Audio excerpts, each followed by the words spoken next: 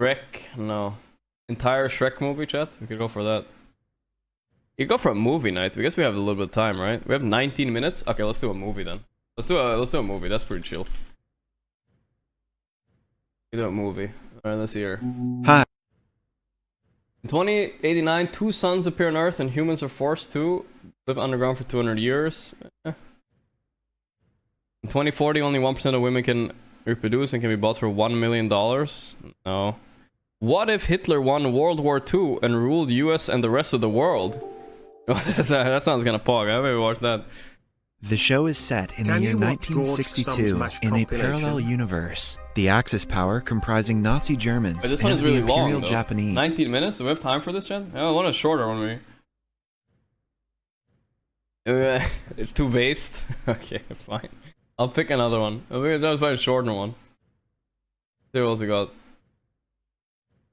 This one looks sucks. Is there any with no prison able to hold him, he becomes the most unguarded criminal with 4 private guards. In Kiev, Ukraine, lives an MMA fighter named Yuri Boyka. He is the best fighter in Europe and has gained the title of Undisputed. One evening, Boyka is fighting in an illegal match held in an underground arena. As the crowd cheers, he doesn't let the opponent get a single hit on him. After a brief one-sided fight, he kicks the opponent in midair and knocks him out. The scene changes to a maximum security prison in Russia. The inmates participate in fights for the guards and the warden's entertainment. Such matches are seemingly friendly to the outside world, but can get very violent with the right participants. The deadliest prisoner of all time is a beast of a man named Koshmar. He is so aggressive that the guards have to chain his limbs and close his mouth to ensure he won't hurt anyone outside the ring. Koshmar's opponent is half his size and can hardly land a punch on him.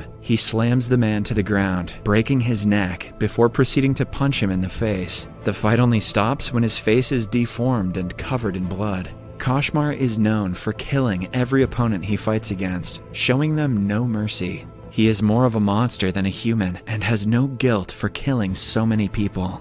Unlike him, Boyka is a good man outside of the ring. He hasn't had a great life as he was imprisoned for several years and is a wanted criminal in Russia. But he has been able to put his past aside and is trying to be a better person. He even helps a church in Kiev and is always doing charity work. One day, a priest tells him that he should consider choosing another profession. The priest has always supported Boyka's passion, hence the comment comes off as a shock to the fighter. Boyka replies that his talent is a gift from God, and he is not willing to stop using it. He wants to fight as a professional and not in an illegal environment anymore. In the afternoon, Boyka is approached by his manager, who reveals that he can finally compete legally in legitimate MMA matches. The European fighting tournament happening in Budapest has allowed him to take part in the competition if he wins a qualifying match. Then comes the day of the qualification match. Since it is one of the most important fights of Boyka's life, he is ready to give it all. His opponent is a Russian man named Victor. The match begins and Boyka lands the first effective kick. In the first few minutes, he shows his defending skills, deflecting every single attack made on him. As Victor gets more frustrated, it is easier for Boyka to make an attack. The judges on the sidelines are already impressed, so when he knocks Victor out with a knee to his jaw, it confirms his qualification. Everyone thinks the match is over, but Victor surprises them by getting up. Seconds later, he is knocked down a second time, but he refuses to accept defeat. By now, Boyka is frustrated, so he lands a third punch on Victor's face, knocking him senseless. After the win, the organizers invite Boyka to Budapest to fight in the league, which will open many doors of opportunities for him. The manager gives Boyka a bundle of money, asking him to train hard because the next match is in 2 weeks. While leaving, Boyka sees that Victor is in critical condition. He feels guilty for hurting him that bad and would have never done it if he had given up after the first knockout. Boyka remembers the priest's advice and prays for Victor's fast recovery. At night, he wakes up to a nightmare of him killing an opponent in the ring. The very next morning, he goes to the manager and inquires about Victor. To his shock, he is told that Victor died last night in the hospital.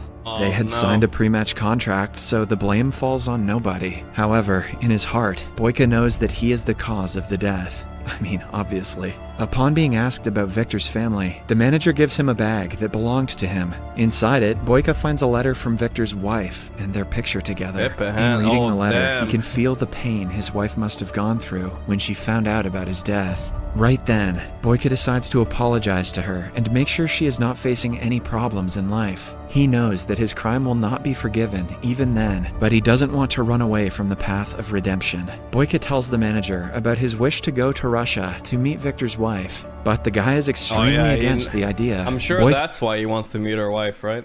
Gorgc is still a criminal in Russia and will be imprisoned if found by the authorities. He will have to make a fake passport, which is a huge risk now that he is so close to being a legitimate MMA fighter. Gorgc understands the consequences, but is adamant about his decision. In the following scene, we are introduced to Victor's wife, Alma, who is at his funeral. After his death, she is alone in life and has no one to turn to. On top of that, she and Victor are indebted to a crime boss named Zurab. He comes to the funeral and suggests Alma be his mistress to pay off her debt. Alma is disgusted by his presence, but she is careful not to make him mad. She simply replies that she will rather work hard and pay him in installments. Alma owns and lives in a community center. She and Victor built it with the money they borrowed from Zurab. The place is home to many orphans and people who are in need. On arriving in Russia, Gorgc goes to meet her, but notices her being taken away in a black car by a bunch of men. It turns out that she works as a waitress in Zurab's underground fighting club. He is very protective of her and treats her like his property.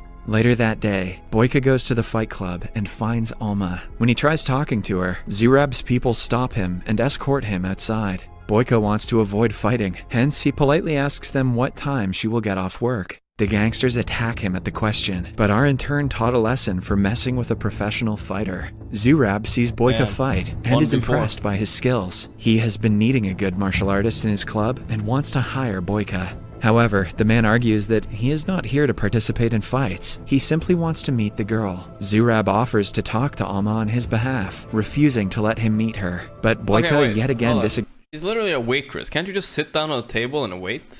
Well, like, come on, like, is it that hard getting to her? Agrees with him and walks away. After he is out of sight, Zurab asks his people to keep an eye on him. The following day, Gorgc manages to sneak into the community center and meet Alma. He gives her Victor's letter and asks her if she is being forced to work at the fight club. Alma replies that she would like to work somewhere else, but is bound by the debt. She then reads the letter and asks him if he saw her husband's last fight. Gorgc comes clean, admitting that he was the last person Victor fought. He tries explaining that the death was an accident, but Alma refuses to listen to her husband's killer. Following the interaction, Gorgc goes to Zurab and agrees to fight for him. However, in turn, he will have to forget all of Alma's debt. The deal is that Gorgc has to win 3 matches against the opponent of Zurab's choice. The gangster also promises to keep him safe from the police and authorities, since he knows he got into Russia using a fake passport. The next day, Alma meets Gorgc to tell him she doesn't need his pity. She wants him to return home, but Gorgc insists he is doing this for his own satisfaction.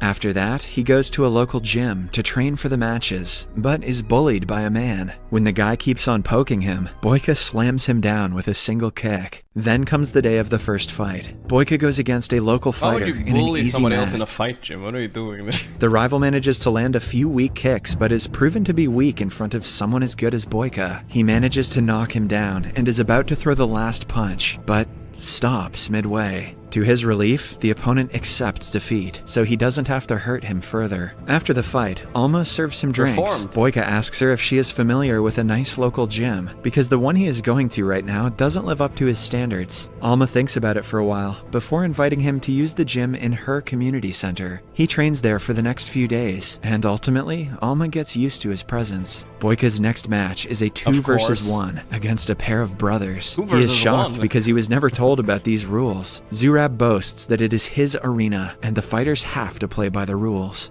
The match begins, and Gorgc struggles to defend against both brothers at the same time. When he tries to fight one, the other attacks, making it hard for him to focus. Still, he manages to push one away and knock the other one down in the seconds they take to recover. It is an equal match until Gorgc is kicked in his already injured lower back. The pain is unbearable until he sees Alma in the audience and continues fighting. After that, he kicks both their asses and scores a double knockout. The crowd erupts into cheers, as no one had thought he would win this match as well.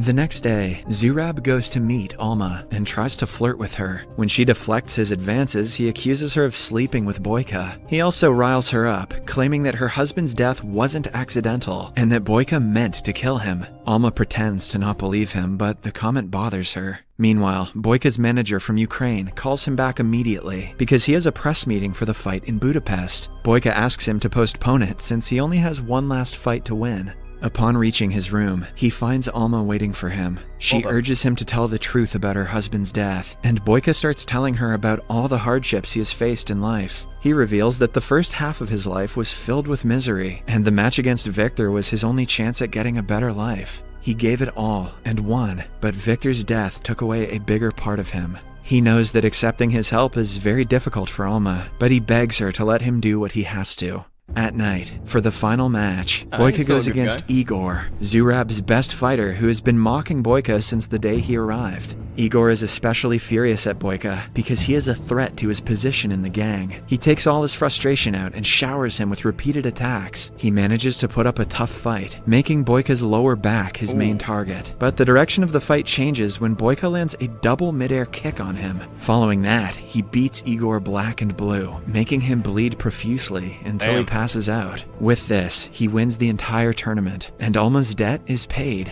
However, Zurab has already predicted the outcome and prepared for it. He stops Boyka and reveals that he has to fight one last man for their deal to be over. Boyka only has a few hours before his meeting in Budapest, which is very crucial for his career, but he doesn't want to leave without saving Alma. Hence, he asks the manager to wait until the next morning and gets ready to fight the final champion. The opponent is Koshmar, the beast who has fought and killed all of his opponents in the Russian prison. He is brought into the arena in chains because of his violent nature. The fight starts, but Boyka is already too tired. He tries his best, but his attacks seem to do Koshmar little to no harm because of his physique. The beast lands several punches on him before kicking him in the jaw. Boyka falls down because of the impact and has a hard time standing back up. Seconds before losing the fight, he gathers strength and stands up again, but is again slammed to the floor. When Koshmar is almost sure that he has won, Boyka takes him by surprise and pushes him back with a kick. After that, the fight tilts to his side. He holds the beast in an arm lock, breaking his right arm before kicking him out of the ring. With this, he finally wins the match, but Zurab is still not ready to let go of Alma. He makes his minion attack Boyka while he tries to run away with the girl.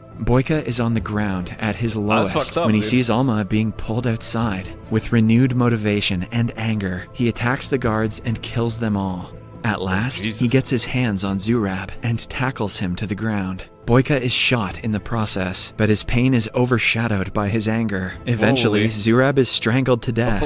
Alma tries to help Boyka, but he stops her, asking her if he has her forgiveness. Sometime later, the police arrive and arrest him. Before being pulled away, he again inquires if she forgives him, but Alma doesn't give him a reply. Then, Boyka is put back into a Russian prison. 6 people, ruined his career, fucking saved her. No. A month later, Alma comes to visit him and tells him that he is forgiven. Boyka is relieved for the first time in months, even though his plan to become a professional fighter failed. In the last scene, we see him fighting in the prison's arena, continuing to hold the title of the Undisputed. Subscribe for more videos like this, turn on notifications, and leave a like to help the channel. He threw out his entire life for an apology, chat. He just wanted to fucking, he wanted to say sorry, okay, you know. Damn. No, it's alright movie.